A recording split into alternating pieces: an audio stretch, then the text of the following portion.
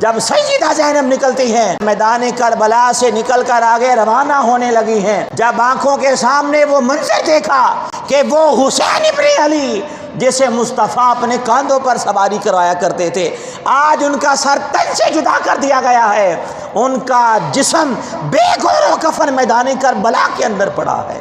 وہاں پر علی اکبر کا لاشا پڑا ہے، وہاں پر معصوم علی اصغر کا لاشا پڑا ہے، وہاں پر حضرت قاسم بن حسن کا لاشا پڑا ہے۔ بے گور و کفن لاشیں دیکھے تو سیدہ زینب کی زبان سے بے ساختہ نکلتا ہے، آپ نے عرض کیا یا محمد آہو، اے محمد مصطفیٰ صلی علیہ کا ملائکۃ السماء، آپ کی شخصیت وہ ہے کہ کائنات کے سارے فرشتے آپ کی ذات پر درود پڑھتے ہیں۔ پھر آپ نے فرمایا نانا جان یہ آپ کا حسین ابن علی پڑا ہے،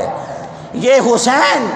اس کا جسم زخموں سے چور چور پڑا ہے، یہ آپ کا حسین خون کے اندر لتھڑا ہوا پڑا ہے۔